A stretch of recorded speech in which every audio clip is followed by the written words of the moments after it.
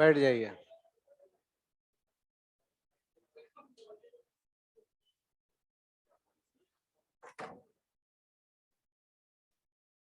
Good morning and welcome all of you. गप गप सब नहीं हो, बात को ध्यान से देखिए। इक्वेशन बहुत बेसिक चैप्टर है और ये सबको आना चाहिए। इक्वेशन के बिना तो मैथ हो ही नहीं सकता। तो मैथमेटिक्स का ये प्राण है। जिनको इक्वेशन नहीं आया वो बिना प्राण वाले प्राणी है। तो इक्वेशन सबको आना चाहिए और कोशिश करेंगे कि हम आपको इक्वेशन सिखाएं। और ऑलरेडी आप इक्वेशन पहले भी सीखे हुए हो, कोई दिक्कत है ही नहीं। तो इक्वेशन का नाम सभी बच्चों ने सुना होगा। सभी बच्चे सुने इक्वेशन का नाम? किसको कहते हैं इक्वेशन? कोई पूछ दे व्हाट इज इक्वेशन। हाँ, लगता है कि पढ़ा है। मैंने कहा था कि रीड करके आना है, रीड करके आया था।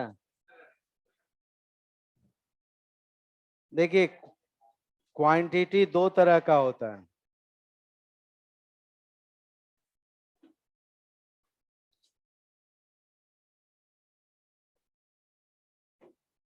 क्वांटिटी दो तरह का होता है, एक को हम कहते हैं कांस्टेंट और दूसरा जो पार्ट है वह क्या कहलाया? वेरिएबल। कांस्टेंट का मतलब है जिसके कहने से दिमाग में सर्टेन वैल्यू क्लिक करता है, सभी को एक जैसा, कोई चेंजिंग नहीं, कोई बदलाव नहीं, 0, -5, 10 इट्सेट्रा। हाँ जी। जैसे अगर आप दुकानदार के पास कोई चीज खरीदते हो, बोला कितना हुआ, वो बोला जी 10 रुपये हुए। तो 10 रुपये का जो मतलब वो बोला वही आपने समझा, और ठीक 10 का सिक्का निकाल के दिया, वो सामान दिया और आप घर आ गए। तो 10 का मतलब 10 ही है, 10 का मतलब आप 5 नहीं समझ सकते। अगर आप 5 दोगे तो बोला भाई साहब 5 और, नहीं सामान रखो, नहीं तो आधा सामान तोड़ लेगा। तो कहने का मेरा यह मतलब है कांस्टेंट जिसमें कोई बदलाव नहीं, और वेरिएबल टर्म है जिसका कोई सर्टेन वैल्यू नहीं। जितने भी टर्म बोलते हो सब वेरिएबल, जैसे A, B, X, Y, Z etcetera, ये सब वेरिएबल। ए का कोई सर्टेन, हम मान सकते हैं भले ए कांस्टेंट है, वो एक अलग मैटर है। मानना और होने में अंतर है। एक एक कहने से, आपको कोई सामान आपने खरीदा, उसने बोला कितने रुपये हुए, उसने कहा x रुपया हुआ, अब कितने निकाल के दोगे भाई? बड़ा मुश्किल समस्या है जी। हम x का मतलब माइनस में समझ लें, -10, मैंने सामान तुम दिए 10 रुपया और लो हमको, तुमने सामान हमको दिया। तो कहने का मेरा यह मतलब है कि जितने भी टर्म है इसको हम कहते हैं लिटरल। टर्म को क्या बोलते हैं? लिटरल। जिसका कोई सर्टेन वैल्यू नहीं होता है, कंडीशन के हिसाब से उनके अलग अलग वैल्यू आए, तो इस सबको हम लोग क्या कहते हैं? वेरिएबल। आई बात समझ में? वेरिएबल के भी दो नेचर हैं। एक है इंडिपेंडेंट वेरिएबल, गप नहीं, और दूसरा पार्ट है डिपेंडेंट वेरिएबल। ये डिपेंडेंट लिखा हुआ है ना? हिंदी वाले अगर आप जानना चाहते हैं जी, क्वांटिटी को बोलते हैं राशि। ये हुआ अचर राशि, अगर हिंदी में पढ़े हैं तो। ये हुआ स्वतंत्र चर राशि, ये हुआ परतंत्र चर राशि। नहीं, हिंदी हम पढ़ा रहे थे। हिंदी अगर मान लीजिए कई बच्चा बोलता हम हिंदी पढ़ के आए, मैं तो हमारा अच्छा हिंदी में दिक्कत है, तो मैं उनको पहले बता दूं।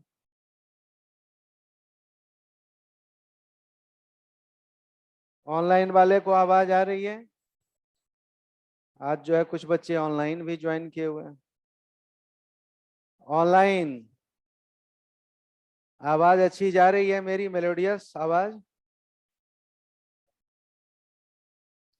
गुड मॉर्निंग ऑनलाइन को। ऑनलाइन बोला गया नहीं, अपना मोबाइल खोला और सो गई।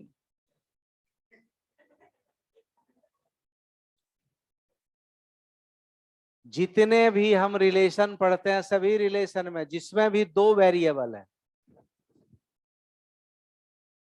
जिसमें भी दो वेरिएबल है उस दो वेरिएबल में अगर कोई रिलेशन हो तो उसमें एक इंडिपेंडेंट। इकोनॉमिक्स पूरा भरा पड़ा हुआ है। आप क्या बोलते हैं, factors influencing the demand. Economics कभी पढ़े हो? 9th 10th में भी तो पढ़े होगे। नहीं? अब पढ़ा क्या? चल ये समझता है कि प्राइस बढ़ने से डिमांड कम होता है, ये तो बात समझ में आता है। तो डिमांड और प्राइस के बीच अगर हम रिलेशन देखें, अदर थिंग्स बीइंग कांस्टेंट,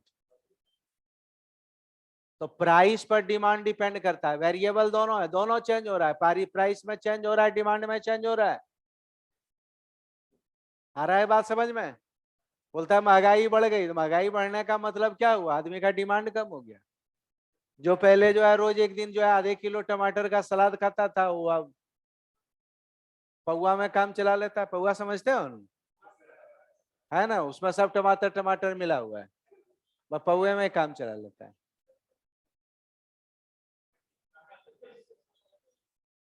तो कहने का मेरा यह मतलब है जी कि यहाँ पर प्राइस पर डिमांड डिपेंड करता है, वेरिएबल दोनों है, लेकिन प्राइस पर डिमांड डिपेंड करता है, तो प्राइस इंडिपेंडेंट वेरिएबल हुआ और डिमांड का नेचर क्या हुआ, डिपेंडेंट हुआ। आप एक जेंडर रिलेशन घर गांव का भी देख सकते हैं, पिता और पुत्र के बीच रिलेशन। पिताजी आपके इंडिपेंडेंट वेरिएबल, आप डिपेंडेंट है। पिताजी करोड़पति हो गए, आप अपने आप पति हो जाओगे। मैंने करोड़पति, कोई अलग नहीं सोचना है। बात आ रहा है बात समझ में? और पिताजी का बिजनेस हिल गया तो तुम भी हिल जाओगे, सिंपल बात है। तो कहने का मेरा यह मतलब है कि जब दो या दो से अधिक वेरिएबल में कोई रिलेशन हो तो वहां पर इंडिपेंडेंट और डिपेंडेंट वेरिएबल अलग अलग डिफाइन होता है। इसकी हम चर्चा कई बार विस्तार से करेंगे आगे। ये कांस्टेंट और वेरिएबल आपने समझ लिया। दूसरा जो पॉइंट है,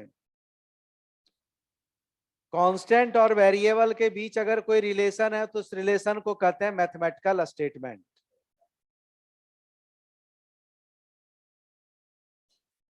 mathematical statement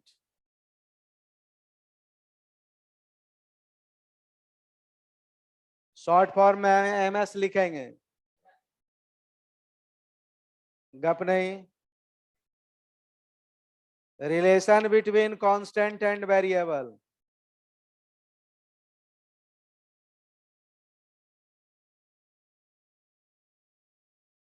is called mathematical statement. कोई भी कांस्टेंट और वेरिएबल के बीच अगर रिलेशन हो तो उसको क्या बोलते हैं? जैसे केवल कांस्टेंट हो, ये भी अपने आप में मैथमेटिकल स्टेटमेंट है।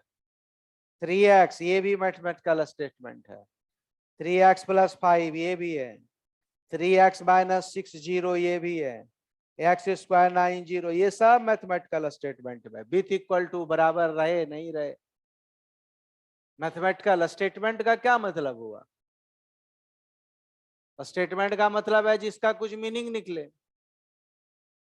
मैथमेटिकल स्टेटमेंट का मतलब मैथमेटिकली मीनिंग निकल रहा है। किसी ने कहा कि 10 जो रुपये बोलता है दुकानदार की 10 रुपये इसकी कीमत है, तो 10 मैथमेटिकल स्टेटमेंट है, उसका अपना मतलब है। 3x का मतलब x का जो भी वैल्यू होगा उसका 3 टाइम। इसका मतलब है x का जो भी वैल्यू होगा वो 3 मल्टीप्लाई करके 5 ऐड होगा। इसका मतलब है x का हुआ वैल्यू बताओ जिससे ये 0 हो जाए। तो बराबर, बिना बराबर का, ये सब को हम लोग क्या कहते हैं? Mathematical statement. और जो मैथमेटिकल स्टेटमेंट इक्वल के साथ जुड़ा हुआ रहे, इक्वलिटी, बराबर, इक्वेशन, उसी को हम क्या कहते हैं? इक्वेशन। तीसरा नंबर पॉइंट, तो अगर कोई बोले कि क्या है इक्वेशन, तो इक्वेशन यही है, ये कई बार थ्योरी में भी पूछा गया है कि मैथमेटिकल स्टेटमेंट, एमएस का मतलब मैथमेटिकल, एमएस धोनी मत समझ लेना, mathematical statement of equality of equality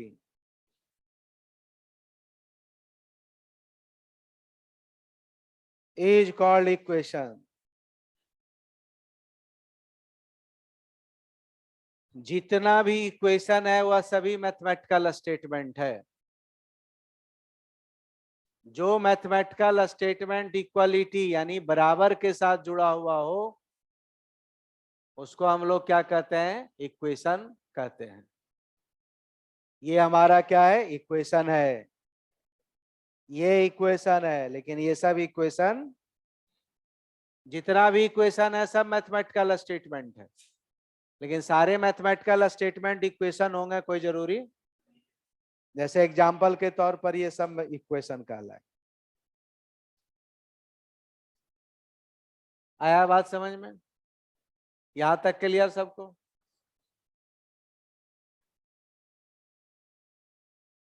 number 4,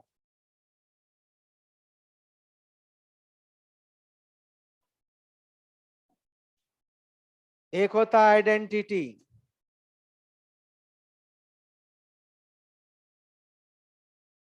identity का हाँ बोलो। Mathematical statement of equality is called equation. क्या हुआ बोलो? किसी को किसी पॉइंट में दिक्कत तकलीफ आ गया समझ में? आइडेंटिटी क्या है?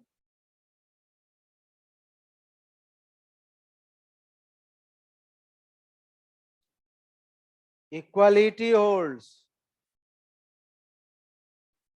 For each and every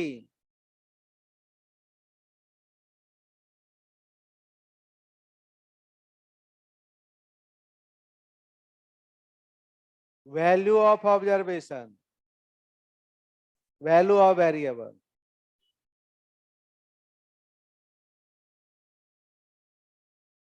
is called identity. Equality holds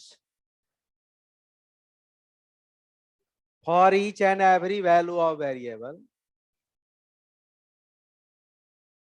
मतलब है वेरिएबल का कोई भी वैल्यू रखो, इक्वालिटी का मतलब वो हमेशा बराबर हो। होल्ड करने का मतलब हमेशा वो इक्वल हो।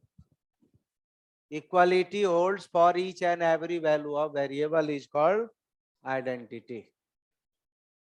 Each and every value of variable, आप कोई भी वैल्यू रखो, अगर एलएचएस और आरएचएस बराबर हो तो उसको कहते हैं। देखो ये आइडेंटिटी नहीं है। क्या एक्स के किसी भी वैल्यू रखने से ये जीरो हो जाएगा क्या? क्या 1 रखने से जीरो हो जाएगा क्या? 2 के अलावा और कोई आंसर हो नहीं सकता। आइडेंटिटी का मतलब हमने क्या बताया कि सभी कोई भी वैल्यू रखो बराबर हो जाए। ऐसे कैसे संभव है भाई? संभव है। कोई भी आप फॉर्मूला लीजिए, जितने भी फॉर्मूला उसको आइडेंटिटी भी बोलते हैं। ये है जी एक्स स्क्वायर, ये इक्वेशन भी है। अगर एक्स और वाई का कोई भी वैल्यू आप एलएचएस रखो, आरएचएस, जो मर्जी, ये दोनों साइड हमेशा बराबर होंगे या नहीं होंगे? कोई दिक्कत है इसमें? इसलिए जितने भी फॉर्मूला है वो सब आइडेंटिटी कहलाते हैं। जितने भी फॉर्मूला है वो सभी क्या कहलाते हैं? All identity are equation, but all equation are not 3x - 6 identity नहीं है जी बराबर 0। तो जितने भी फॉर्मूला है उसको हम लोग क्या कहते हैं? आइडेंटिटी कहते हैं। तो सभी वैल्यू के लिए एलएचएस और आरएचएस अगर बराबर हो तब हम इसको क्या बोलते हैं? आइडेंटिटी बोलते हैं। पूछता है कई बार इसमें से कौन सा आइडेंटिटी है कौन सा नहीं है, ऐसे सवाल पूछे जाते हैं। ऐसे सवाल पूछे जाएंगे जी तो आपको पता होना चाहिए। यहाँ तक क्लियर सबको? कोई दिक्कत? नंबर है जी 5 point.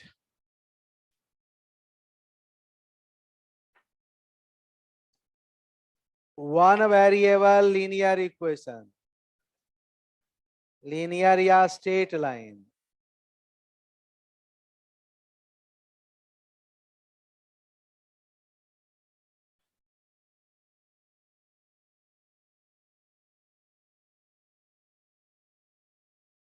A straight line equation.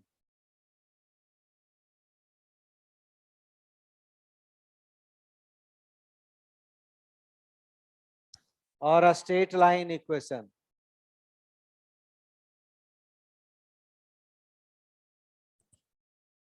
लिख लिया सब?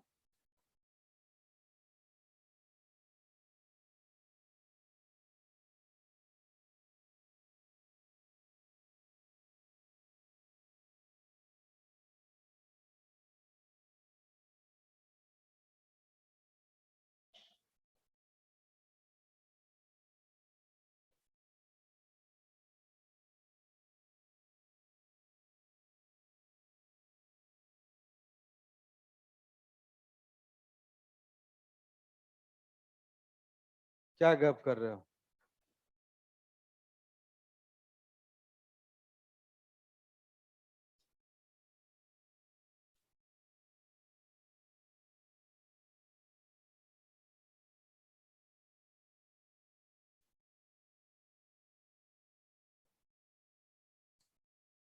देखो इसका फॉर्म क्या है?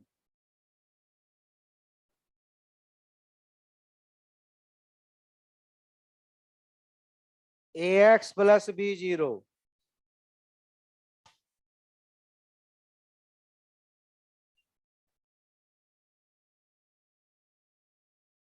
a0 के इक्वल नहीं होना चाहिए। क्या हो रहा है? वेयर a और b है जी constants,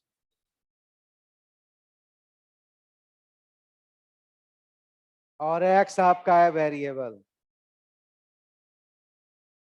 for example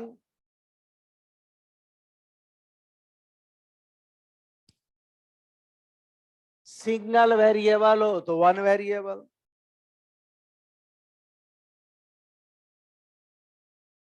single variable हो तो क्या बोलेंगे? यहां पर है x, हमने a और b को कांस्टेंट माना है। कोई पूछे a और b क्या है तो कांस्टेंट नहीं बोलेंगे, वेरिएबल। यहां हमने एज्यूम किया क्या है? जब वेरिएबल पर power one and only one हो, इसका पावर क्या है? वेरिएबल पर power one and only one हो तो उसको हम लीनियर इक्वेशन कहते हैं। किसको क्या कहते हैं? लीनियर क्यों कहते हैं? कि चूंकि इसका ग्राफ स्ट्रेट लाइन आता है। सिंपल लॉजिक, समझ गए बात? तो एक वेरिएबल हो, बाकी सब कांस्टेंट हो उसमें, और वेरिएबल पर मैक्सिमम पावर वन हो। क्योंकि जो वेरिएबल पर मैक्सिमम पावर होगा उसी के बेस पर हम इक्वेशन को आइडेंटिफाई करते हैं। तो जहां वेरिएबल पर मैक्सिमम पावर वन है उसको कहते हैं लीनियर। वेरिएबल पर मैक्सिमम पावर हो जी, सिंगल वेरिएबल हो, मैक्सिमम पावर दो तो क्वाड्रेटिक कहते हैं उसी को, द्विघात समीकरण। तीन हो तो क्यूबिक त्रिघात समीकरण करते हैं। तो नाम उसी से जाना जाता है। क्यों ऐसा कहते हैं? क्योंकि ग्राफ स्ट्रेट लाइन आता है, सिंगल वेरिएबल है। तो ये आइडेंटिफिकेशन, जब हम लीनियर इक्वेशन बोले, स्ट्रेट लाइन इक्वेशन बोले, तो आपको सब ये कैरेक्टरिस्टिक समझ में आ जाना चाहिए कि वेरिएबल पर मैक्सिमम पावर वन होगा। समझ गए बात जी? ग्राफ ही सबका स्ट्रेट लाइन होगा। ये सब छोटी छोटी बातें दिमाग में आने लगे तो काम हो जाएगा, है ना? बचपन में जो है, जब बहुत छोटे होते हो जी तो माँ आपको सिखाती है, बेटा ए फॉर एप्पल, और चित्र दिखाती है ना? देखो A for apple, B for बड़ा एप्पल, सी फॉर छोटा एप्पल, दिखाते हैं जी। जी फॉर गधा, ए फॉर एस, समझ गए बात? जी फॉर गधा। अच्छा चीज नहीं सिखाएगा जी। एक हमने रिकमेंड किया था सीबीएसई बोर्ड का, ऐप फॉर फैन। तो हमने कहा कि उसमें वो आया था कि आप विचार दीजिए, तो हमने कहा कि जो करिकुलम होना चाहिए बच्चों का, तो जो हम सिखाते हैं वो चीज आसपास में चीजें होनी चाहिए। अब ऐप फॉर फैन यहाँ ठीक है, लेकिन ऐप फॉर फैन जो है वो लद्दाख के लिए गलत है ना। बच्चा फैन देखा ही नहीं, वो इतनी ठंडी होती है वहां पर। वहां बच्चा को पढ़ाओ जी ऐप फॉर फैन, सोचता है क्या चीज है फैन, वहां कुछ और पढ़ा है ऐप फॉर। तो करिकुलम जो होना चाहिए उसी के आसपास है, होना चाहिए। अब करिकुलम ऐसा बनाता है जो कि बच्चा कभी देखा ही नहीं, तो उसको समझदारी में दिक्कत है।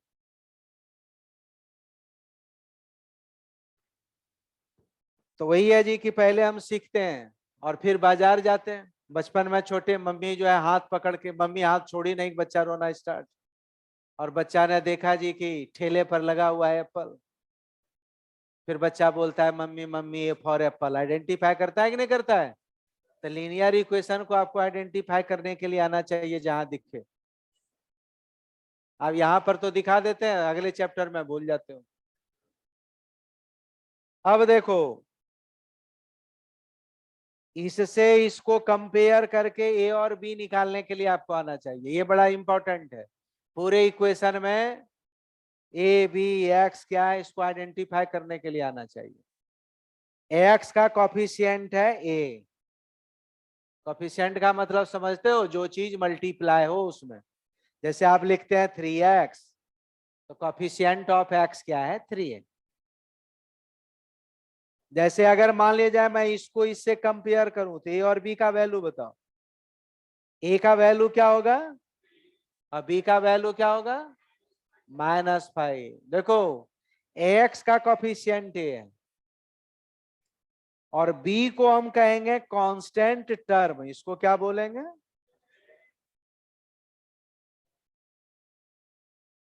हाँ बोलो, बोलते जाओ। इसको हम बोलते हैं कांस्टेंट टर्म।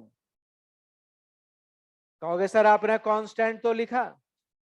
कांस्टेंट और कांस्टेंट टर्म में अंतर है। यहां दो टर्म है, एक टर्म है ए एक्स, एक टर्म है B. A X constant term नहीं है क्योंकि उसमें एक्स मल्टीप्लाई। एक्स का कॉफिशिएंट ए, कांस्टेंट कौन है? तो A and B. Constant term कौन है? तो केवल बी। और कांस्टेंट टर्म का बोले कोई कॉफिशिएंट क्या है? बोले 5 का कॉफिशिएंट बताओ, क्या लिखोगे? अरे कुछ नहीं है तो 1 तो मल्टीप्लाई है ही भाई। तो कांस्टेंट टर्म का कॉफिशिएंट क्या होता है? 1 आ रहा है। 3x है तो 3 का कॉफिशिएंट x और x का कॉफिशिएंट 3। तो कांस्टेंट टर्म तो a और b आना चाहिए। a और b अगर निकालने के लिए आ गया तो बहुत काम करने के लिए आपको आ गया। तो खैर चलिए, वन वेरिएबल की तो बहुत हम चर्चा नहीं करेंगे, ये तो आसान है आपके लिए। जितना वेरिएबल हो, एक वेरिएबल हो तो एक इक्वेशन से ही हम काम चला लेंगे। जैसे 3x-5 तो हम x का वैल्यू निकाल सकते हैं कि नहीं निकाल सकते हैं? लेकिन दो वेरिएबल रहे तो कितना इक्वेशन चाहिए? दो इक्वेशन चाहिए। दो वेरिएबल का इक्वेशन हमेशा सॉल्व हो जाए कोई जरूरी नहीं है, फिर बता रहा हूं। दो वेरिएबल का इक्वेशन हमेशा सॉल्व हो जाए कोई जरूरी, वन वेरिएबल का इक्वेशन हमेशा सॉल्व होगा। तो पहले हम दो वेरिएबल इक्वेशन सीखेंगे कि कैसा होता है, फिर सीखेंगे कि दो वेरिएबल का इक्वेशन का कब सलूशन होगा और कब सलूशन, फिर सीखेंगे अगर सलूशन होगा तो हम सॉल्व कितने तरीके से कर सकते हैं। ये सब बातों को आज हम लोग सीखेंगे। तो चलिए जी, हम टू वेरिएबल लीनियर इक्वेशन की बात करते हैं।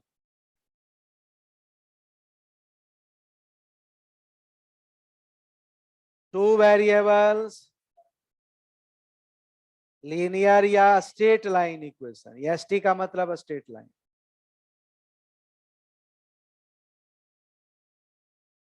इसका फॉर्म ये है,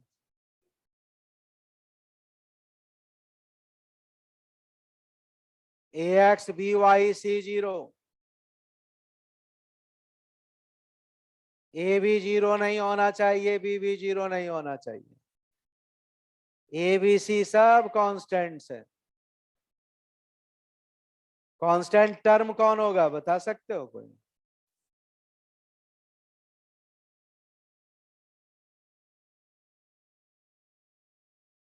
कांस्टेंट टर्म केवल सी है। एक्स का कॉफिशिएंट ए है, वाई का कॉफिशिएंट बी है, और ये क्या है? इसको देखिए और इसको देखिए, क्या एबीसी हम बता सकते हैं? बताओ, दोनों को कंपेयर करके एबीसी आना चाहिए। जिसको एबीसी निकालने के लिए आ गया जी, काम बहुत कहाँ हो गया जी आपका। बताओ ये क्या है, यहाँ बी क्या है? सबको समझ में आ रहा है कि कुछ बच्चे बोल रहे हैं और आप उसी में बोल रहे हैं? एक राजा के यहाँ बहुत म्यूजिशियन है, वो बोला जी कि हमको नौकरी चाहिए। बोला क्या है नौकरी? बोला कि हम जो है बहुत अच्छा जो है क्या करते हैं, म्यूजिक जो है इंस्ट्रूमेंट बजाते हैं। कितना लोगे जी तनख्वाह? बोला 1 लाख रुपए लेंगे। लेकिन कहा कि ठीक है। बोला क्या ऐसा बजाते हो कि तुमको 1 लाख रुपए चाहिए भाई? बोला ठीक है देंगे, लेकिन बजा के दिखाना। बोला कि हमारी शर्त है। बोला क्या? बोला कि सारे म्यूजिशियन जब बजाएंगे तो हम साथ साथ बजाते हैं। बोला बहुत अच्छी बात है। सब म्यूजिशियन जो है, बोला इसमें भी कुछ बात है, क्योंकि हर दरबार में बीरबल तो होता ही होता है। म्यूजिशियन को पहले बोल दिया कि जब म्यूजिक एकदम पीक पर हो, ठीक उसी समय सारे म्यूजिक बंद कर देना। स्टार्ट हुआ, वो भी स्टार्ट अपना किया, ये भी बजा रहा है वो भी बजा रहा है, पूरा एकदम तन्मयता के साथ सब इंस्ट्रूमेंट बंद कर दिया, वो बजा ही रहा है, लेकिन बजा कुछ भी नहीं रहा है। वही है, यहाँ से पूछता हूँ बी का -1, जो नहीं जानता वो भी बोलता है। भाई बोल, -1 होगा, नहीं आता है तो पूछ। आना तो ऐसे करने से कुछ नहीं होने वाला है, सुलीप चढ़ जाओगे। आईसीआई इंस्टीट्यूट सुलीप चढ़ा देगा।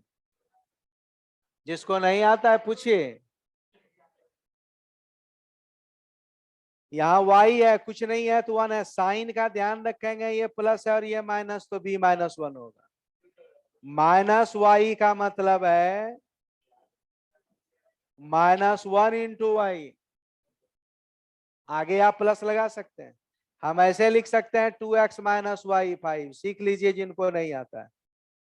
2x प्लस -1 इंटू वाई, ऐसे सीखिए। अब पता लग गया कि y का कोफिशिएंट पक्का -1 होगा। समझ गए म्यूजिशियन सारे? और सी हमारा क्या हो गया जी? 5 हो गया।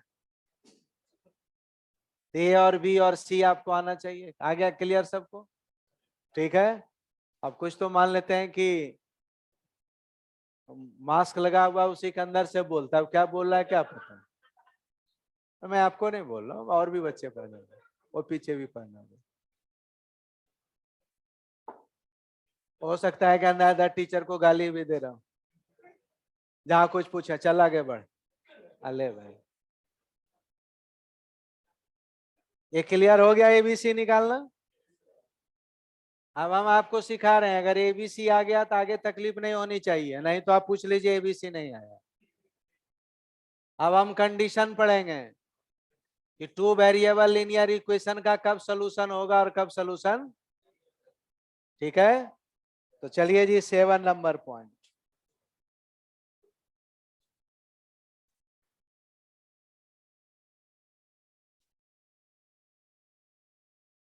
कंडीशंस फॉर सोल्यूशन ऑफ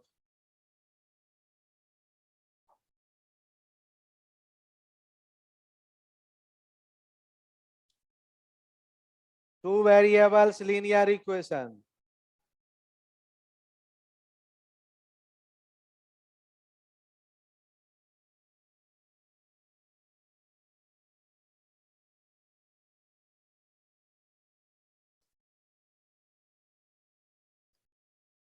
मान लेते हैं कि दो इक्वेशन ऐसा है, लेट 2 इक्वेशंस आर। भाई दो इक्वेशन तो दिया हुआ रहेगा।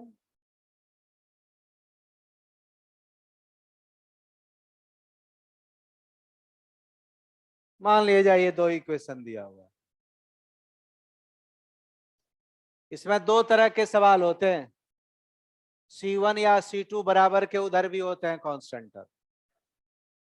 या तो दोनों C1 C2 बराबर के RHS हो या LHS हो, दोनों को एक साइड ही रखना है। ये नहीं कि एक का C1 इधर और एक का C2 इधर, तो गड़बड़ वाली बात। किसी भी लीनियर दो वेरिएबल लीनियर इक्वेशन में 3 टर्म है, एक x का कोफिशिएंट, एक y का कोफिशिएंट और एक कांस्टेंट। यही 3 है जी। दो इक्वेशन दिया हुआ है और हमको ये सीखना है कि इनका कब सोल्यूशन होगा और कब नहीं होगा, सवाल पूछता है। तो केस फर्स्ट हम पढ़ते हैं। दोनों इक्वेशन आपके सामने है। दोनों इक्वेशन को x का कोफिशिएंट क्या है, y का कोफिशिएंट क्या है और कांस्टेंट टर्म क्या है, ये तो पता लगा लोगे ना भाई, क्या ए है क्या बी है क्या सी है, ये तो पता लगा लेंगे सभी बच्चे। तो केस फर्स्ट लिखिए।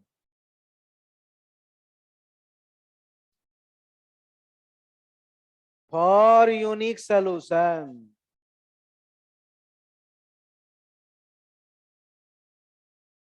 और इसको हम कहते हैं कॉन्सिस्टेंट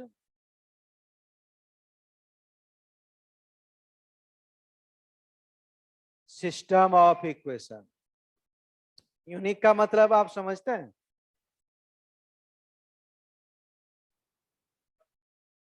यूनिक का मतलब है उसके जैसा कोई दूसरा ना हो। माने कि इसका सॉल्व करोगे तो एक्स और वाई का एक सर्टेन वैल्यू आएगा, उसके अलावा कोई दूसरा। जब भी कोई दो वेरिएबल के इक्वेशन को सॉल्व करते हैं और x2 y3 ऐसा आता है तो उसको हम कहेंगे यूनिक सोल्यूशन, इसके अलावा कोई दूसरा नहीं होता है ना। यूनिक का आप इस्तेमाल लाइफ में रोज करते हैं। कई बार आप एक शर्ट खरीद के लाते हैं जी, आपके दोस्त पूछते हैं ओ बड़ा अच्छा शर्ट है, कहाँ से, बड़ा यूनिक पीस है जी। माना कि कंपनी वाला एक ही पीस यही बनाया, इसके अलावा कोई दूसरा पीस। अब दोस्तों के साथ जा रहे हैं, सेम शर्ट कोई पहन के और जा रहा है, ऐसा भी हो जाता है कई बार। ठीक है जी बात, ठीक है। दूसरे के सामने झूठ बोलने के लिए इस अब एज में, ओहो तुम हमारे लिए यूनिक हो, वो भी खुश आगे वाला। क्या काम करेंगे कि दोनों के एक्स के कोफिशिएंट का रेशियो निकालोगे। ये तो निकालोगे, दो इक्वेशन है तो एक्स के कोफिशिएंट का रेशियो निकालोगे। रेशियो का मतलब भाग दे देना। और वाई के कोफिशिएंट का रेशियो निकालो। अगर ये दोनों बराबर नहीं आया, बराबर, इसका मतलब है हम सॉल्व करके एक्स और वाई का वैल्यू फाइंड आउट कर सकते हैं। आ रहा है बात समझ में? कि अभी हम केस फर्स्ट बता रहे हैं, आपके दिमाग में कई बच्चों को चल रहा है अगर बराबर आ गया तो। अभी बताते हैं, अभी तो केस फर्स्ट ही हो रहा है कि अगर हम x के कोफिशिएंट का रेशियो और y के कोफिशिएंट का रेशियो करें और ये दोनों बराबर नहीं आए तो हम इस दोनों को सॉल्व कर सकते हैं। सॉल्व करने के बहुत सारे मेथड आप पढ़े हैं, नहीं पढ़े हैं तो हम अभी पढ़ाएंगे, है ना। क्योंकि अभी बच्चे हो लल्ला लल्ला लोरी अभी सुनाएंगे कि देखो ये सब नहीं तुमने कभी पढ़ा है। तो कहने का मतलब है बराबर नहीं आना चाहिए। जैसे एग्जाम्पल है जी, सॉल्व कैसे करेंगे इसकी चर्चा मैं अभी नहीं कर रहा हूं।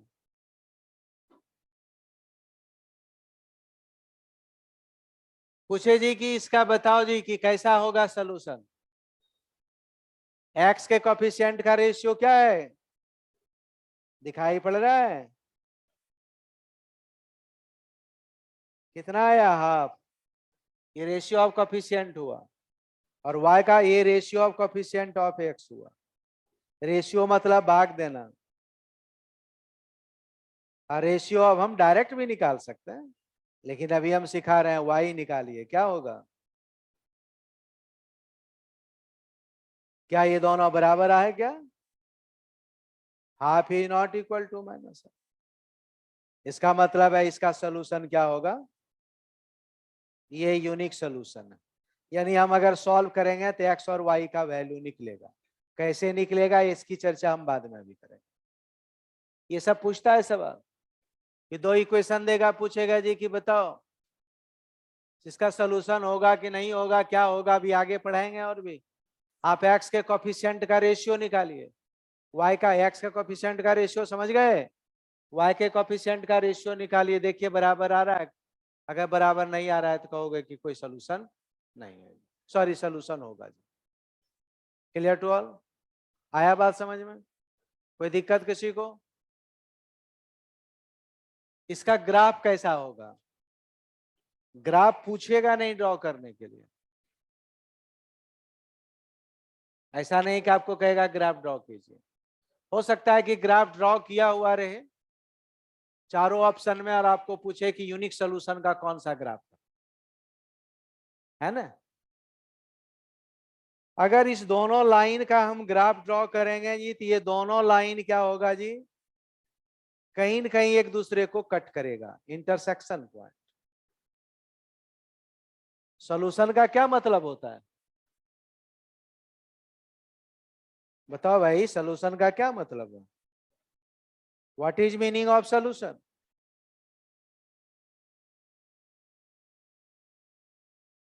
सॉल्यूशन का मतलब है वह पॉइंट जो दोनों को सेटिस्फाई करे, वह पॉइंट जो दोनों को, तो दोनों लाइन किसी एक पॉइंट पर कटेगा तब ना वह पॉइंट दोनों लाइन पर होगा भाई। इसका मतलब यूनिक सॉल्यूशन जिसका भी होगा ग्राफ, वो पैरेलल लाइन नहीं होगा। समझ गए बात? इसको हम कहते हैं इंटरसेक्शन या कॉमन पॉइंट। क्या बोलते हैं? कैसे कैसे सवाल रहेंगे थ्योरी में? ग्राफ ड्रॉ करने के लिए एग्जामिनेशन में आएगा? नहीं आएगा। आपको ग्राफ दिया रहे, यूनिक सोल्यूशन का ग्राफ बताओ, तो जहां दो लाइन पैरेलल ना दिखाई पड़े, दोनों लाइन एक दूसरे से कट करता हुआ किसी पॉइंट पर दिखाई पड़े, आप कहोगे यूनिक सोल्यूशन का ग्राफ। आ रहा है समझ में बात? इसको हम कहते हैं कॉमन और इंटरसेक्शन पॉइंट।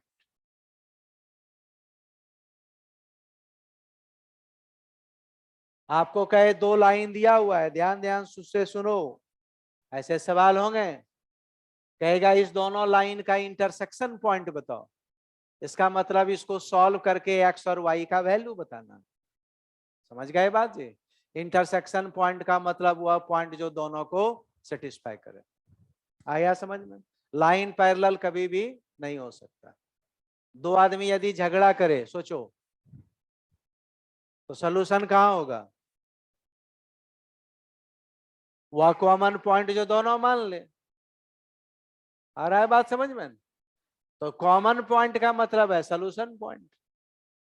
जहां दो लाइन एक दूसरे को कट करेगा जी, वही उसका सोल्यूशन होगा, क्योंकि वही पॉइंट दोनों को सेटिस्फाई करेगा। क्योंकि ये सब लैंग्वेज बार बार हम बोलेंगे क्लास में, तो आपको समझ में आना चाहिए कि मैं बोल क्या रहा हूं, है ना? नहीं तो लगेगा कि मास्टर चाइनीज बोल रहा हूं, तो मुझे आता ही नहीं। और जब भी थोड़ा सा डांस पढ़ा दो, बिना हंसी मजाक के बच्चे सोने लगते हैं। आंख ऐसे खींचेगा, आंख जो है ऐसे धीरे धीरे, हर 10 मिनट के बाद जो है शाहरुख खान की तरह डांस करके दिखाना पड़ता है, नहीं तो नींद आती। जहां कॉन्सेंट्रेट हुए नहीं कि नींद आ गई। हाँ, मैंने टेबल पर बैठे, बस ज्यादा नहीं, 15-20 मिनट जहां कॉन्सेंट्रेट किए किताब पर, अब मुंह जो है सुरसा की तरह फाड़ने लगा। हाँ, अब अक्षर ही नहीं दिखाई पड़ रहा है। उसके बाद 2-4 बार सलामी मारे, फ्लैट हो गए। तब घर में जब हम लोग तो भाई बहुत साधारण है जी, पेड़ के नीचे इधर है उधर है, जहां मर्जी है थोड़ा बहुत पढ़ लेते थे। अब जो है जब पैसा हो गया, जब आदमी पैसा होता है तो विचित्र सब काम करता है। जब पैसा नहीं होता है तो हम दुनिया के लिए ओपन होते हैं। ठीक है, क्योंकि घर में दरवाजा ही नहीं है, कुत्ता आ रहा है, गाय आ रहा है, बिल्ली आ रहा है, सब आ रहा है, हर जा रहा है, हर आदमी रसोई मुंह मार रहा है। जब पैसा आया तो पहले घर में क्या लोग लगाता है? दरवाजा। फिर पैसा हुआ, आता, वहां एक दरवाजा। फिर पैसा हुआ, वहां पर गेटमैन। और नहीं गेटमैन है तो बाहर ऐसे करके लिख देगा, सावधान घर के अंदर कुत्ते हैं। लो भाई, अब आदमी नहीं रहता, कुत्ता रहता है घर के अंदर। कुत्तों से सावधान, हाँ भाई समझ गए। जहां ऐसे सब बात लिखा रहे वो सब रईस आदमी है। कुत्तों से सावधान, वो जीवन में कुत्ते ही होते हैं, वो उससे ज्यादा कुछ होते ही नहीं। वो पहले गेटमैन है, फिर अपॉइंटमेंट लीजिए, बहुत तरह की बातें हैं जी। तो पैसा आता है तो बहुत काम लोग करने लगता है, विचित्र सब काम करता है। फिर दारू आने लगता है, अभी तो पानी पीने की पैसा नहीं, वो सब आने लगता है। फिर रोज पिज्जा आता है, फिर 5 स्टार होटल जो है हॉस्पिटल बने हैं उसमें जाएगा, क्या हो गया? किडनी साफ है। अब किडनी 2-4 दिन है जी, फिर किडनी खोजो उसके लिए।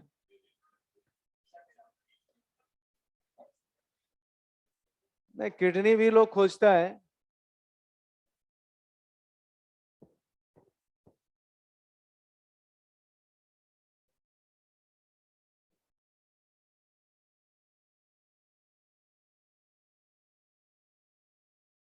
तो घर में एक जो है ना लोग स्टडी रूम बनाता है, स्टडी रूम, कि हमारे बच्चे जो है इसमें जो है आराम से पढ़ेंगे।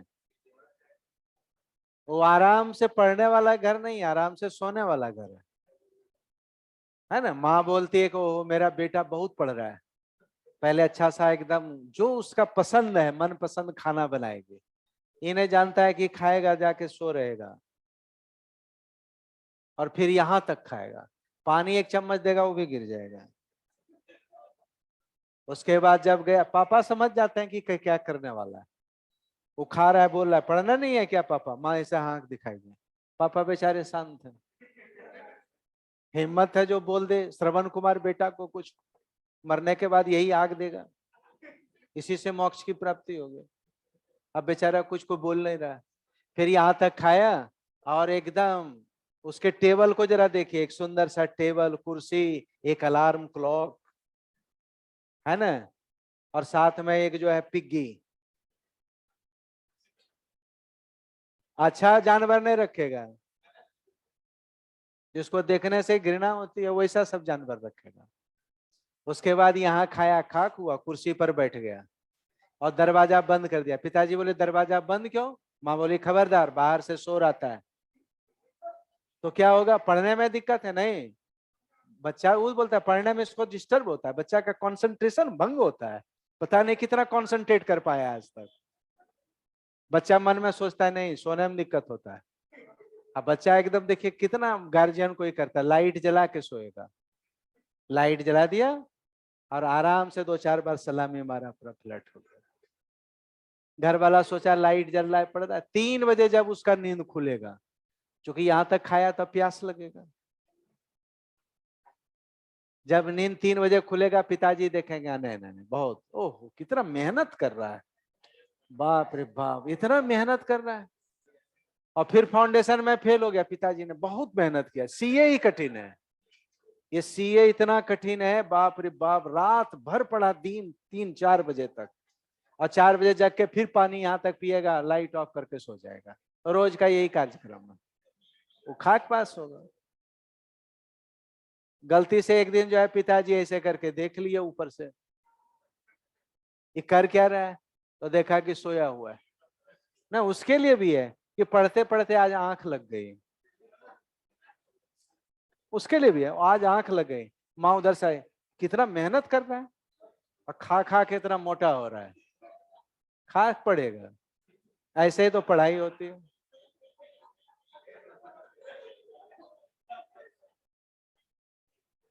अब बोलेगा कि सीए कठिन है, 2-4-5 साल निकाल दिया, हो गया काम। चल के सेकेंड,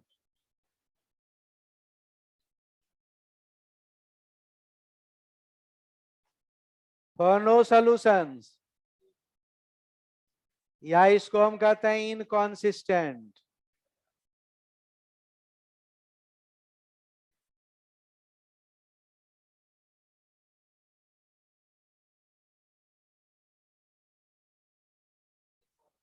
नहीं, हमको फंडामेंटली क्लियर है, हम फंडामेंटली क्लियर आदमी हैं। सोल्यूशन कब नहीं होगा, हमने कहा कि 3 ही टर्म है, एक एक्स का कोफिशिएंट, एक वाई का कोफिशिएंट और एक कांस्टेंट टर्म। आपने क्या किया कि फॉर दिस आपने एक्स के कोफिशिएंट का रेशियो निकाला, A1 A2 क्लियर है ना, A1 है एक्स का कोफिशिएंट, A2 भी एक्स है जी। फिर y के कोफिशिएंट का रेशियो निकाला, अगर ये दोनों बराबर हो गया, अगर ये दोनों बराबर, तो तीसरा भी निकालना पड़ेगा, और ये बराबर नहीं हुआ, इसका मतलब है इसका कभी भी सॉल्यूशन नेवर एवर। और क्यों सॉल्यूशन नहीं होगा, इसका ग्राफ कैसे होगा जी, तो ग्राफ पैरेलल लाइन होगा, चाहे जैसे भी ग्राफ ड्रॉ होगा पैरेलल, कहीं मिलेगा ही नहीं। तो जब कभी मिलेगा ही नहीं तो कॉमन पॉइंट तो हो ही नहीं सकता। दो आदमी झगड़ा करे जी और बोले जी हम किसी भी पॉइंट पर एग्री दोनों नहीं है, जैसे यूक्रेन और रशिया अभी झगड़ा कर रहा है, किसी भी पॉइंट पर दोनों एग्री नहीं है, झगड़ा चल रहा है, आम आदमी मर रहा है, जेलेंस्की अपना जिम जा रहा है रोज, उसको क्या पड़ा हुआ है। तो ऐसे ही काम चलता है। तो कहने का मेरा यह मतलब है जी ये पैरेलल लाइंस होंगे। आपको उल्टा सीधा बोलेगा, कैसे बोलेगा देख लो ध्यान से। कहेगा graph of two lines are parallel, तो कैसा होगा, नो सॉल्यूशन। समझ गए, two line intersect at a point, इसका मतलब यूनिक सॉल्यूशन। उल्टा सीधा करके सवाल एग्जामिनेशन में पूछेगा आपको। ग्राफ ड्रॉ करने के लिए आएगा, नहीं आएगा, कभी नहीं आएगा। इसलिए इस पर तो बॉदर ही नहीं करना है कि हमको ग्राफ ड्रॉ करना है। और केस 3 है जी, देखिए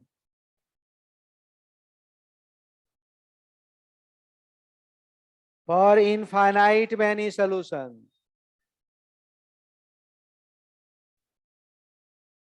या इसको भी हम कहते हैं कॉन्सिस्टेंट। कॉन्सिस्टेंट का मतलब है जिनका सॉल्यूशन हो, चाहे वह एक हो चाहे अनेक हो, जिसका सॉल्यूशन हो जाए वो कॉन्सिस्टेंट है। यह है जी consistent system of equation.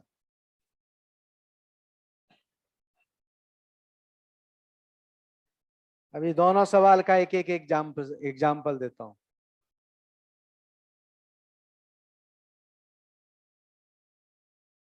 System of equation, इसके लिए क्या होना चाहिए, तीनों बराबर होना चाहिए। A1 बाय A2, अगर ये तीनों बराबर हो गया जी तो इसका मतलब है इसके कई, इसका मतलब है दो वेरिएबल में सिंगल सॉल्यूशन। ये तीनों बराबर होने का मतलब समझते हो, दोनों इक्वेशन सेम है। जैसे अगर मैं एक एग्जांपल लिखूं, ऐसे समझ में नहीं आएगा, अभी एग्जांपल से हम आपको क्लियर करते हैं। फॉर एग्जांपल यहां लिख दें 4x, सब में 2 मल्टीप्लाई कर दें, तो दोनों तो सेम इक्वेशन हो गया ना भाई। ऊपर वाले में सब में 2 मल्टीप्लाई कर दिया, देख रहे हैं 2/4 एक्स का कोफिशिएंट का रेशियो 3/6, दोनों कांस्टेंट टर्म आरएचएस में है, तो एलएचएस में लाने की जरूरत 6/12 है। ये सब बराबर हुआ, इधर भी लाओगे तो -6/-12 तो आप, इसका मतलब है एक्स और वाई में सिंगल है। एक्स और वाई में एक ही इक्वेशन हो तो कई सोल्यूशन होते हैं। ग्राफ आप जानते हो, जैसे मैं लिखूं x + y 10, तो y बराबर 10 माइनस एक्स का वैल्यू रखते जाओ, y का जो मर्जी रखिए, y का वैल्यू निकलते जाएगा। तो दो वेरिएबल में अगर एक ही इक्वेशन हो तो उसके एक नहीं कई सोल्यूशन हो सकते हैं, इनफाइनाइट में नहीं। और इसका ग्राफ क्या होगा, एक ही लाइन होगा भाई। इसका ग्राफ क्या होगा, चाहे जैसे भी हो, इसको हम बोलते हैं coincidental lines.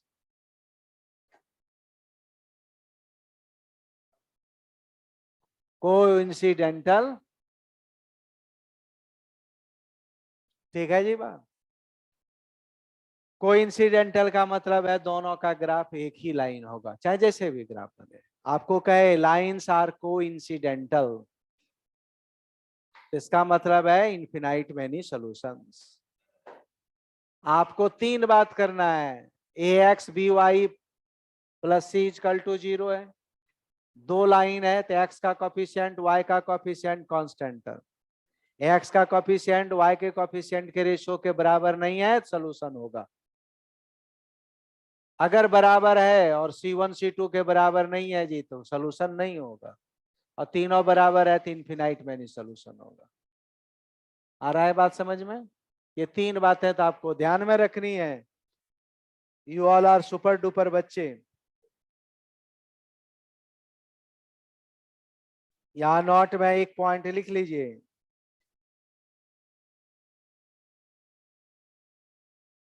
System of equation दो तरह के होते हैं माय डियर, एक होता है कॉन्सिस्टेंट एक होता है इनकॉन्सिस्टेंट। ठीक है, कॉन्सिस्टेंट के दो पार्ट, एक है यूनिक सॉल्यूशन,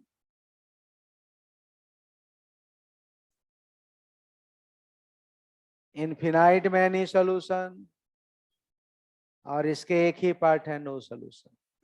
तो ऑप्शन यदि कॉन्सिस्टेंट या इनकॉन्सिस्टेंट में दिया हुआ है, ये दोनों में से कोई भी होगा तो कॉन्सिस्टेंट में टिक लगेगा।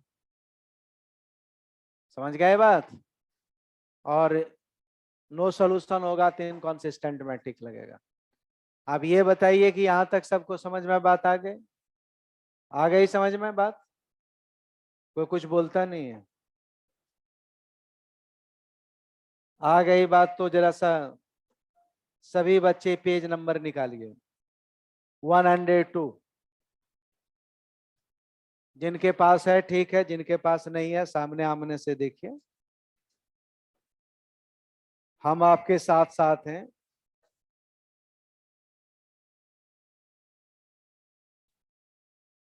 निकाल लिए सभी बच्चे 102। कंसिस्टेंसी ऑफ इक्वेशन पढ़िए। 1 नंबर का आंसर बताइए सभी बच्चे। क्या हुआ, नहीं समझ में आया?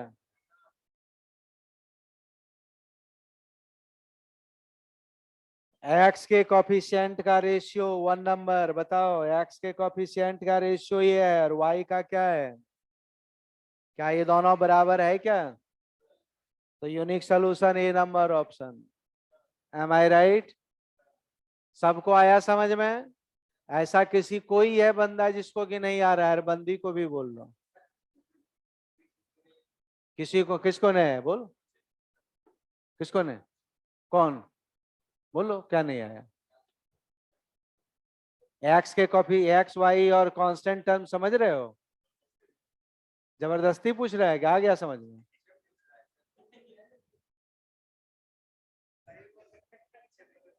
हाँ तो बता देते। नहीं, क्या दिक्कत आ रही है बोलो? तो पीट इसको।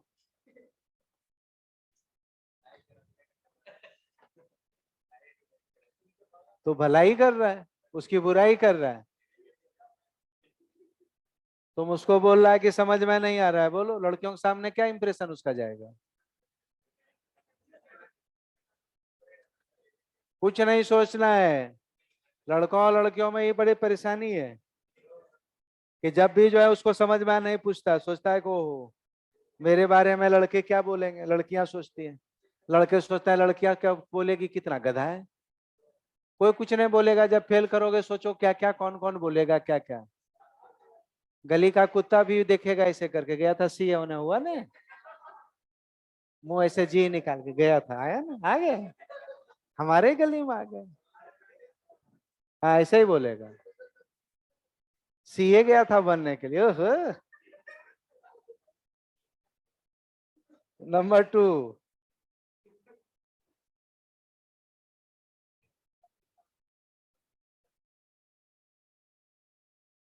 तो क्यों अपना जो है आप बिगाड़ना है जी आपको? एक्स के कोफिशिएंट का रेशियो बताओ कितना हुआ? वाई का अलग अलग लिखना जरूरी नहीं कि रेशियो ऑफ कोफिशिएंट का मतलब जो उसमें मल्टीप्लाई। ये एक्स का हुआ, फिर वाई का बताओ। 17 का टेबल जानते हैं, 1/4। कांस्टेंट टर्म का जी, कांस्टेंट टर्म का बताओ। ये तो काट ही नहीं रहा है, ये दोनों बराबर है और ये बराबर, इसका मतलब है नो सॉल्यूशन। 2 का सी। एक्स के कॉफिशिएंट का रेशियो वाई के बराबर है, लेकिन कांस्टेंट टर्म के रेशियो के बराबर, इसका मतलब इनका कभी सॉल्यूशन। 3 नंबर का बताओ आंसर। ये सब सवाल पूछे गए हैं। 2/6 क्या आ गया? 1/3। 3/5। अब ये दोनों बराबर नहीं है तो आगे क्या करना है? Unique solution. एक्स के कॉफिशिएंट का रेशियो निकालो, 2/6 1/3। ये समझ गए? y के कॉफिशिएंट का रेशियो निकालो, 3/5। क्या दोनों बराबर है क्या? अब यही दोनों बराबर नहीं है तो आगे चेक करने का जरूरत नहीं है। Unique solution. आ गया समझ में? कुछ तो बोलो। एक्स के कॉफिशिएंट का रेशियो निकालो माय डियर, एक्स का 2/3। ये कट जाएगा ना। y के कॉफिशिएंट का रेशियो नहीं आता है तो 5 डिवाइड कर लो 15/2। रेशियो का मतलब डिवीजन, ये भी 2/3। अब ये दोनों बराबर है तो कांस्टेंट टर्म का भी रेशियो कीजिए। कांस्टेंट टर्म का क्या होगा? सी फॉर कांस्टेंट टर्म। अब ये तो किसी के, ये दोनों बराबर है और ये बराबर, तो नो सॉल्यूशन। आ गया समझ में? 5 का बनाओ।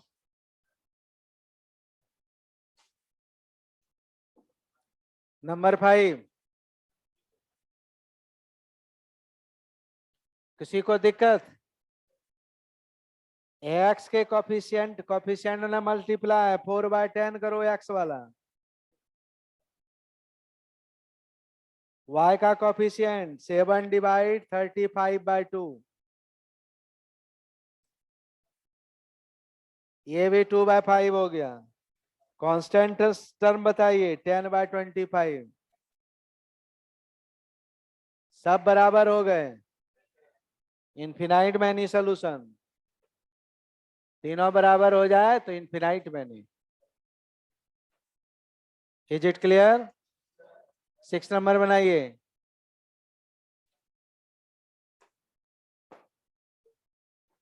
कितने महान देश के महान बच्चे हैं। Have unique solution.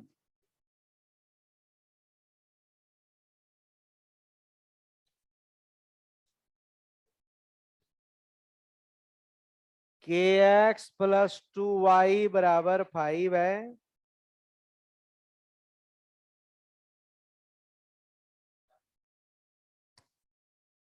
Unique solution के लिए क्या कंडीशन पढ़ाया था? देखो, x का कॉफिशिएंट का रेशियो नहीं बराबर होना चाहिए, नहीं है तो 1 है, 2/1। तो k is not equal to, k 6 के बराबर, तो कौन ऑप्शन हो गया? 7 का बताइए।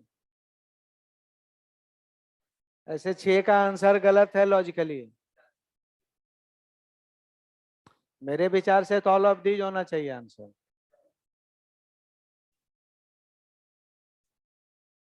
के 6 के इक्वल नहीं होना चाहिए, तो 6 के अलावा कुछ भी हो सकता है ना। अगर हम के बराबर यहाँ 3 रखेंगे जी, ऑप्शन 4 रखेंगे तब भी सब यूनिक सोल्यूशन होगा। 3 रखेंगे तब भी। ये आंसर में थोड़ा लोचा है। के इज नॉट इक्वल टू 6, केवल यही कंडीशन है। के 6 के बराबर नहीं होना चाहिए, उन्हें 6 के अलावा कुछ भी हो तो चलेगा ना। क्या भाई? दो मित्र, फ्रेंड आपस में गप कर रहे हैं और एक दोस्त ने आपको बोला खबरदार उसके बारे में मत बात करना, उसके अलावा बात करना। तो केवल उसके बारे में नहीं बात करना, आलिया के बारे में, बाकी सबके बारे में बात कीजिए। समझ रहे हैं बात जी? तो k is not equal to 6, K 6 के बराबर नहीं है तो 6 के अलावा कुछ भी आंसर हो सकता है ना। तो मेरे हिसाब से तो BC सब है, ऑल ऑफ दीज। इसका आंसर सही नहीं बनाया है।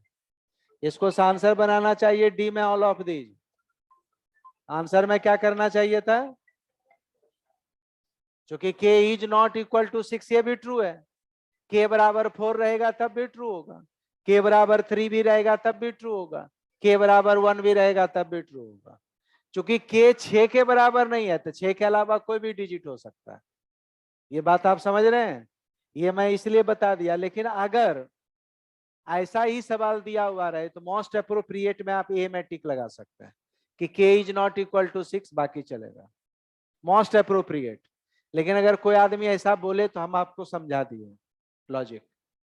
मान लीजिए कि ऐसा ही ऑप्शन है जैसा ऑप्शन आपके, तो मोस्ट अप्रोप्रिएट जो है के इज नॉट इक्वल टू 6 लिखेंगे। आ रहा है बात समझ में? मोस्ट अप्रोप्रिएट यही होगा। कई बार क्या होता है कि लॉ में जब आप बनाओगे सवाल और ऑब्जेक्टिव सवाल का आप आंसर करोगे तो कई बार लगता है कि लॉ के चारों आंसर चाहिए, तो आपको उसमें मोस्ट अप्रोप्रिएट ढूंढना पड़ता है। फिर ये तो बन जाएगा जी, नो सॉल्यूशन। वही सेम क्वेश्चन है। तो के बराबर अगर 6 होगा तो सोल्यूशन होगा क्या? नो सॉल्यूशन का क्या कंडीशन है? सेम क्वेश्चन है, के इज 3, 2/1 नॉट इक्वल टू 5/1। यही ना बात हुआ जी। तो ये तो नहीं इक्वल है, इसमें कुछ करना नहीं है। के इक्वल टू के 6 होगा तो कभी भी सोल्यूशन नहीं होगा। क्लियर? 7 का आंसर। बात आ रहा है समझ में? समझ में आ रहा है सबको? 8 का बनाओ।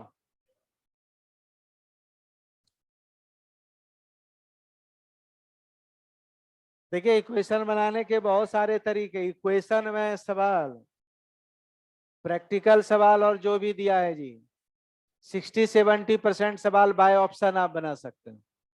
ये हम धीरे धीरे सिखाएंगे, लेकिन बेसिक आपका मजबूत होना चाहिए। अब बेसिक ही आपका कमजोर है। अगर आप एक्स का कोफिशिएंट, वाई का कोफिशिएंट, कांस्टेंट टर्म नहीं समझते हैं तो समझिए, एक्स का कोफिशिएंट का सिंपल मतलब है जो एक्स के साथ मल्टीप्लाई हो। वाई का कोफिशिएंट का मतलब जो वाई के साथ मल्टीप्लाई हो। कांस्टेंट टर्म है जी जिसमें वेरिएबल नहीं हो, वो चाहे एलएचएस साइड रहे पूरा या पूरा आरएचएस साइड रहे। ठीक है? मास्क जो है सभी बच्चे जो है लगा के रोड पर जाओ, नहीं तो 500 रुपया आजकल फाइन हो गया है। ये मैं बता दिया हूँ सबको, कल ही आया है डिसीजन। और देखें तो कोचिंग में तो भी आ सकता है, लेकिन पब्लिक प्लेस का मतलब है कि आप रोड पर चल रहे हैं, अब पुलिस आपको देख लिया बिना मास्क का तो आपको पकड़ेगा और कहेगा 500 रुपया लो। नहीं, 500 रुपया दे के अगर वो चालान काट रहा है तो फिर पुलिस का उसमें कुछ नहीं हुआ। हाँ, 200 रुपया में तुम छूट जाओ तो वो बात बोल सकते हो। आप बात समझ रहे हैं? 500 रुपया ले लिया और आपसे आपको चालान काट के दिया तब तो पुलिस का क्या बेचारा हुआ उसमें। हाँ, 500 के जगह आप 400 में सलट लें, क्योंकि वो आपको आता है अच्छे से। अच्छा सर, 200 ले लें, छोड़। तुम भी ऑक्सीजन पी रहे हो बाहर का, हम भी पी रहे हैं।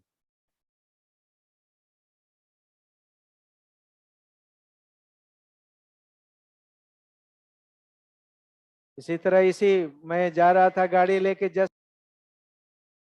8 नंबर पॉइंट देखिए, बताइए के का वैल्यू इनफिनाइट में नहीं।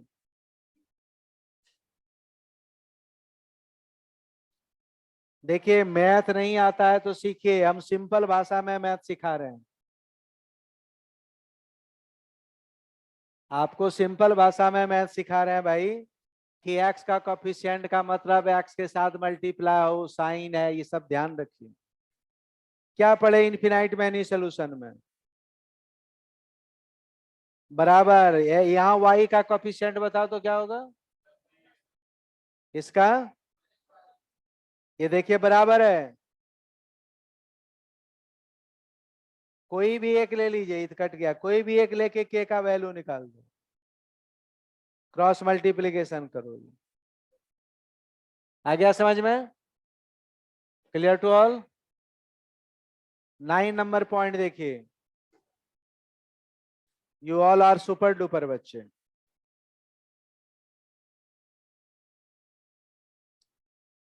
9 नंबर है जी, determine the value of A and B following linear equation है जी, इनफिनाइट मैनी सोल्यूशन है। बना के बताओ जी सारे बच्चे, सभी के कॉपी में बनना चाहिए। देखते हैं कि कब कौन कितना सीखा है।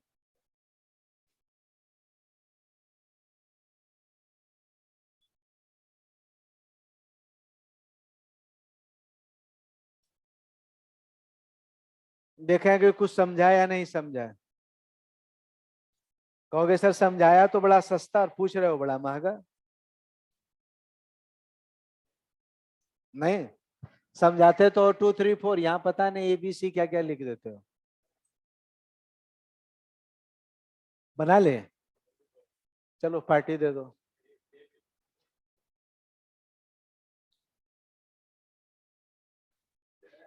नहीं जिसको पार्टी का पैसे नहीं है बता दूं, इधर साईं मंदिर है, शाम में खिचड़ी बटेगा, खा लेना जाके। मैं भी रहूंगा, मैं रहता हूँ।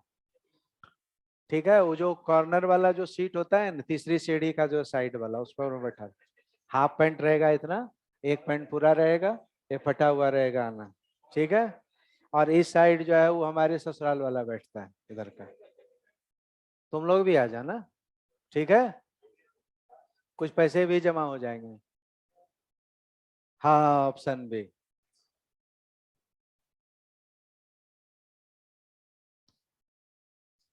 देखो एक बात बता देता हूँ, सभी बच्चे जान लीजिए, जो नहीं जानते, जो जानकार है मैं उनकी बात नहीं कर रहा हूँ, कि एक्स और वाई के अलावा जो भी टर्म है वो सब कांस्टेंट है, ये पूरा सी है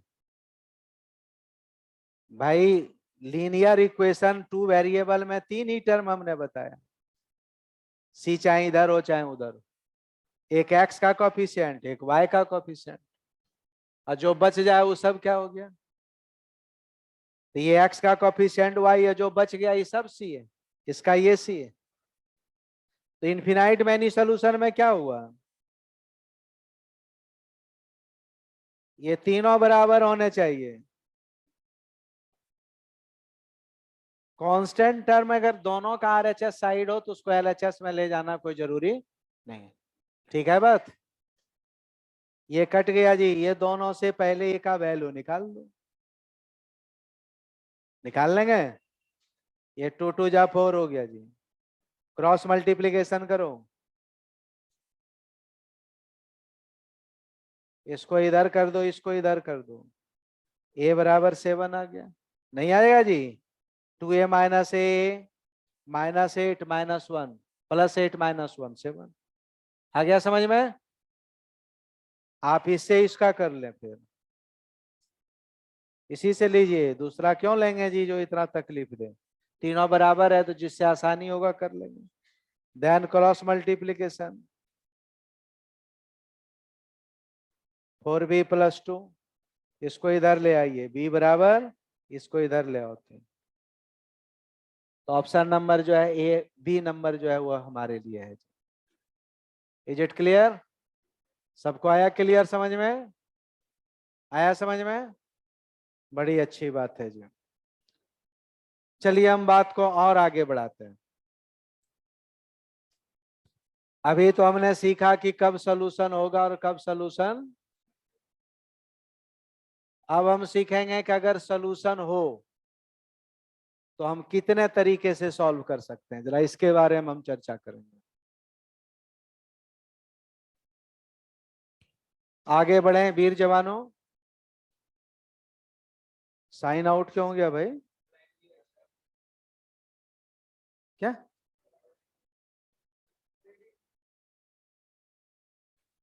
दूसरा डिवाइस पर कैसे हो गया मेरा बिना पूछे, हाँ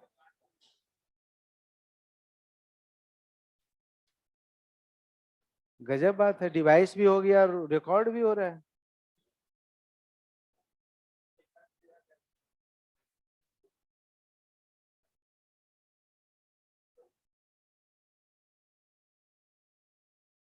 चल ठीक है,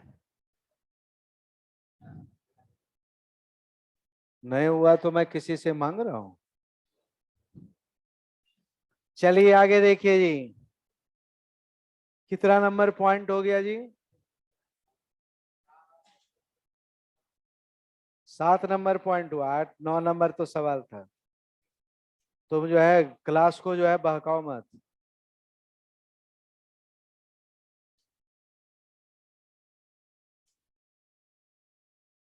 methods for solutions of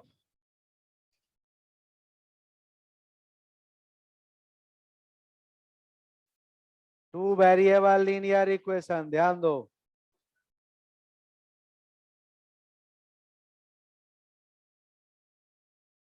linear equation को सॉल्व करने के 4 तरीके हैं। कितने तरीके हैं?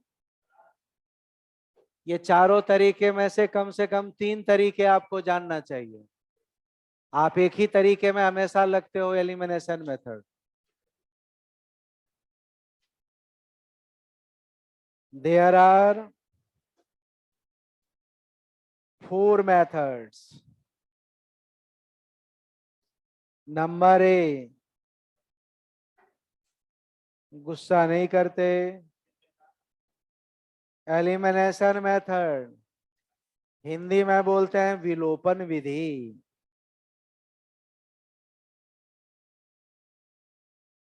क्यों राष्ट्रभाषा नहीं पढ़नी चाहिए? सब्स्टिट्यूशन मेथड, प्रतिस्थापन विधि।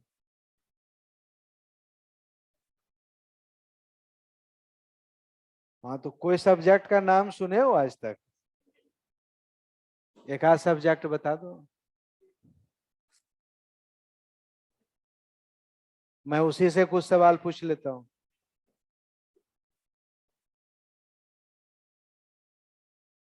कंपैरिजन मेथड, तुलनात्मक विधि। और डी नंबर है क्रॉस मल्टीप्लिकेशन, ये डिटर्मिनेंट्स में से यूज होता है, लेकिन सी तक आपको आना चाहिए, क्योंकि कई बार थ्योरी पूछ देता है, इसलिए ये पढ़ाना जरूरी है जी। इसको हम लोग कहते हैं वज्र गुणन।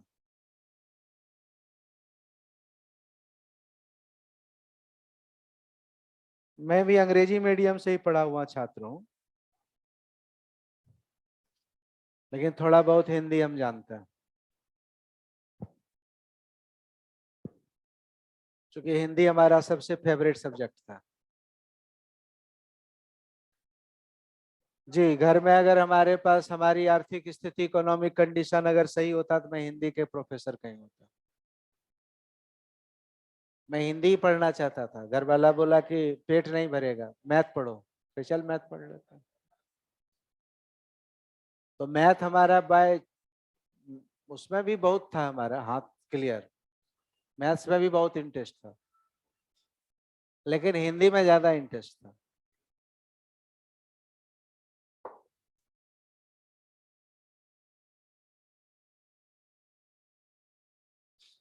चलिए हम एक एग्जाम्पल लेते हैं और सभी मेथड से बनाते हैं।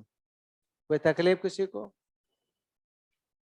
तकलीफ है तो फिर भी क्या बिगाड़ लोगे?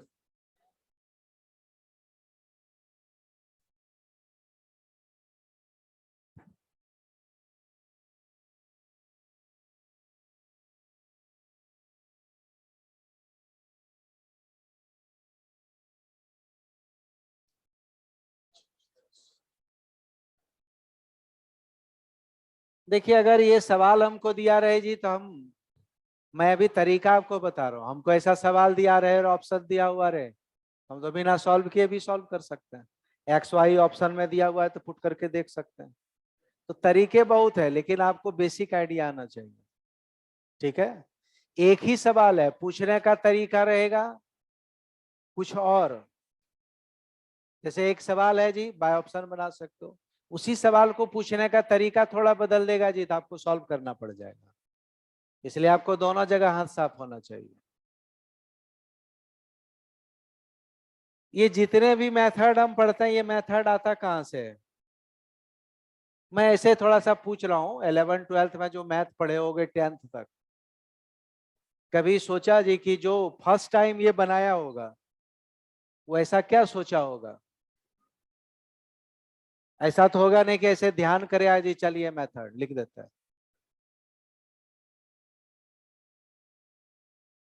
कभी सोचा? पढ़ते नहीं हो तुम लोग, इसका मतलब।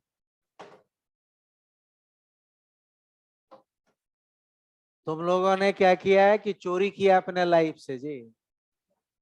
एक नंबर के बेईमान हो, बेईमानी बहुत किए पढ़ने में आप लोग। जितना पढ़ना चाहिए पैसा खर्च किया गार्जियन, लेकिन आपने पढ़ा नहीं ईमानदारी से। समझ गए सारे चोरों, चोरनियों को भी बोल रहा हूं। सुन यहाँ देख, यहाँ बंटी बबली सब है। वन वेरिएबल के इक्वेशन को हम हमेशा डायरेक्ट सॉल्व करते हैं। सुन लो इधर, ओ हरीलाल इधर देख, मोबाइल फोन ऑफ कर। मेरे पास मोबाइल नहीं है तो दूसरे को तुम दिखाते रहोगे। वन वेरिएबल के इक्वेशन को आप हमेशा सॉल्व कर सकते हैं। 3x-60, वहां कोई मेथड का जरूरत नहीं है, इधर उधर करके सॉल्व कर लेता है। दो वेरिएबल के इक्वेशन को हम डायरेक्ट सॉल्व नहीं कर सकते। दो वेरिएबल को पहले एक वेरिएबल में चेंज करना होता है।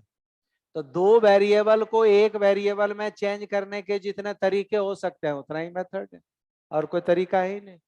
आप दो वेरिएबल डायरेक्ट सॉल्व नहीं कर सकते। तो एलिमिनेशन कहता है कि एक वेरिएबल को आप हटा दीजिए। हटाएंगे कैसे भाई? तो हम क्या करते हैं, एक्स या वाई में से किसी एक को इक्वल बना लेते हैं। क्योंकि कोई चीज अगर इक्वल हो तो सेम नॉन जीरो नंबर से दोनों साइड मल्टीप्लाई या डिवाइड करने से कोई इंपैक्ट तो पड़ता नहीं है। तो हम एक वेरिएबल को इक्वल बना के देखो, ए बी और सी जो तीन लिखा है एलिमिनेशन, जो हमने लिखा है आपको सब्स्टिट्यूशन और लिखाया था कंपैरिजन, ये तीनों मेथड पर कमांड होना चाहिए। हर जगह आप एलिमिनेशन लगाओगे सवाल हो सकता है कई लेंथी हो जाए, उसी को सब्स्टिट्यूशन से बनाओ तुरंत बन जाएगा। आ रहा है बात समझ में? तो इक्वल कैसे बनाएंगे जी?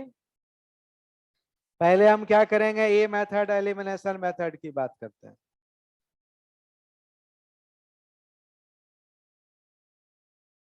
आप एक दो इक्वेशन में यही सॉल्व करना सीख जाओ, चाहे 100 सवाल बनाओ, उससे कोई अंतर नहीं पड़ता है। आ रहा है बात समझ में? वन को कर दो जी 2 से मल्टीप्लाई, और 2 को कर दो जी, आप y को भी इक्वल बना सकते हैं। डायरेक्ट सेकंड को आप 4 से मल्टीप्लाई कर दीजिए, y इक्वल हो जाएगा, माइनस कर देना। सेम साइन रहे तो माइनस, अपोजिट साइन रहे तो ऐड कर दीजिए। दो वेरिएबल एक वेरिएबल में चेंज हो जाएगा। 6x,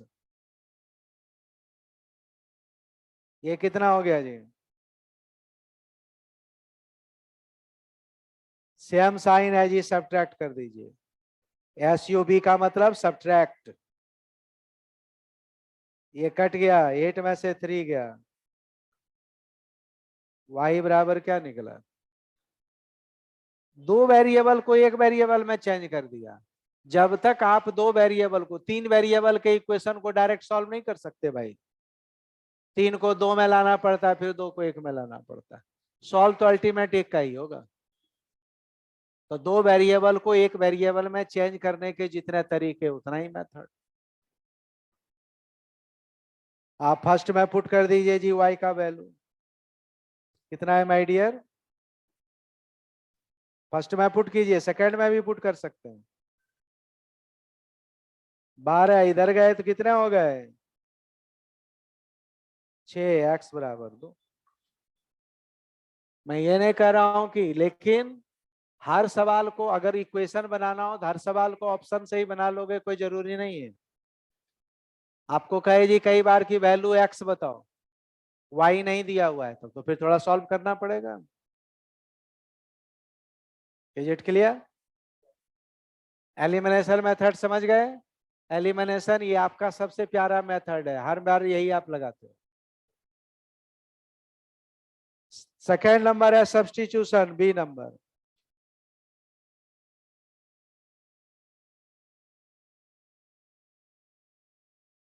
सब्स्टिट्यूशन मेथड का मतलब क्या हुआ? दो वेरिएबल को एक, पहले फर्स्ट या सेकंड में से किसी एक वेरिएबल का वैल्यू निकाल लीजिए, कोई भी एक इक्वेशन से। जैसे फर्स्ट इक्वेशन क्या हमने लिखा था,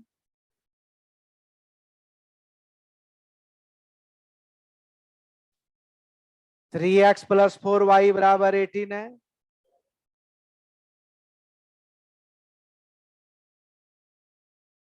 three X plus 4y is equal to 18। Poco M3 Pro 5G raise hand, नाम लिखो भैया, ये पोको फोको को हम नहीं पढ़ाते हैं।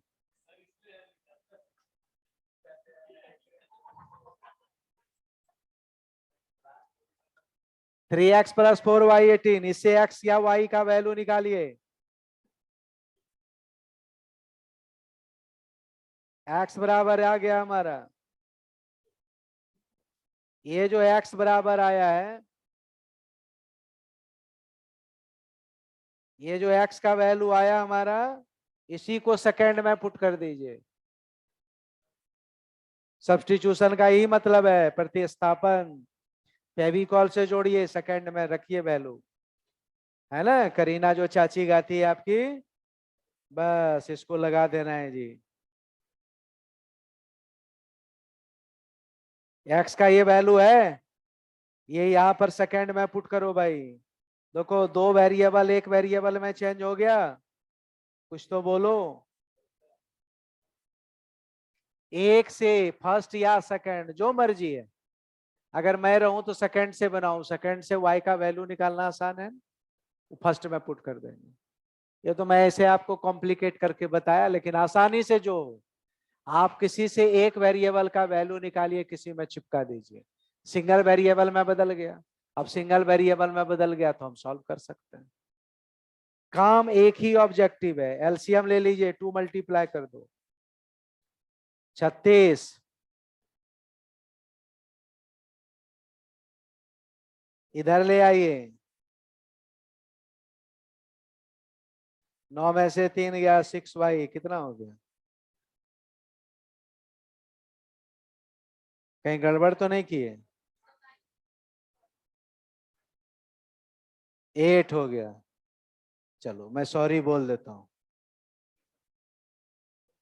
नहीं नहीं, मैं सॉरी बोलूंगा। ये 15 है, y3 आया, y3 थर्ड में पुट कर दो।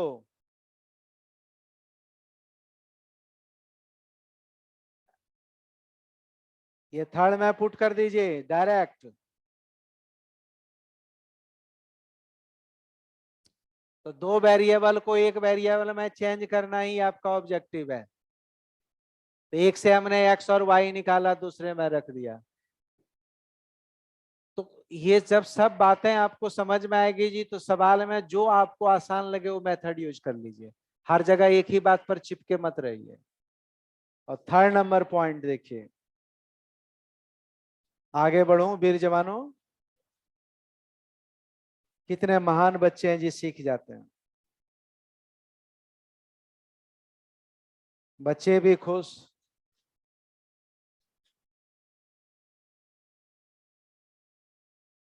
कंपैरिजन मेथड,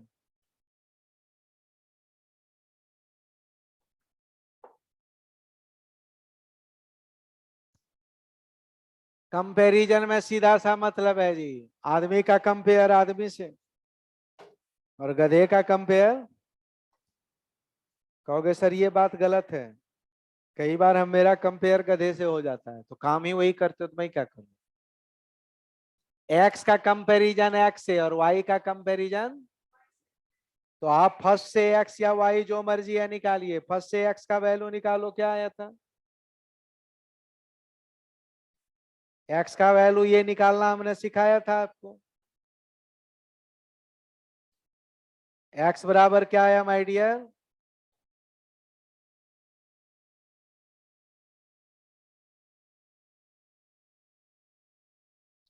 सेकंड से भी एक्स का वैल्यू निकालो। सेकंड में क्या है भाई?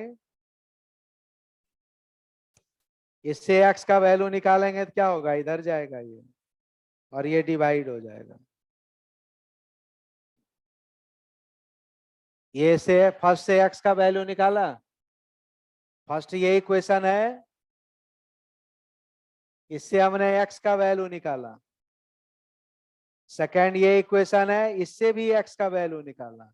ये दोनों एक्स है, तो ये दोनों आपस में बराबर होंगे या नहीं होंगे? तो बराबर होंगे तो सिंगल वेरिएबल में थर्ड एंड फोर्थ, ये दोनों बराबर हो गए, इससे हमारा y का वैल्यू निकला है।